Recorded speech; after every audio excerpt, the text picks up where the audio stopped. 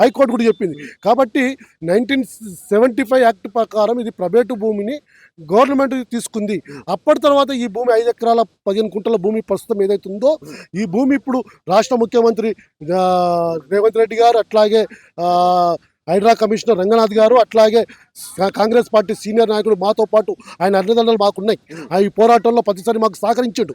ఆయన విఎన్ మంత్రావు గారు కృషి లేకపోతే ఇంత పెద్ద అభివృద్ధి అయ్యేది కాదు.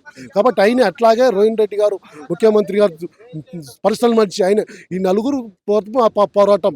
కాబట్టి ఈ పోరాట ఫలితంగా ఇదంతా కూడా అభివృద్ధి అయ్యింది. కాబట్టి ఈ ప్రాంతాన్ని ప్రజలందరికీ కూడా ఈ పార్కుని అభివృద్ధిలో తీసుకొచ్చి రేపు 26వ తారీఖున ప్రారంభిస్తున్నందుకు వాళ్ళందరికీ ప్రత్యేకమైన అభినందనలు తెలియజేస్తారు. ఎప్పుడైనా గతంలో ఎప్పుడైనా అనుకున్నా అంటే ఇప్పుడు చెరువు అంటే మీరు అప్పుడులో చూసిన చెరువు అండ్ ఈ విధంగా ఎంత సుందరీకరణ అవుతుంది అని చెప్పి ఎప్పుడైనా అనుకున్నా? అంటే ఊహించుకోలేదు మేము.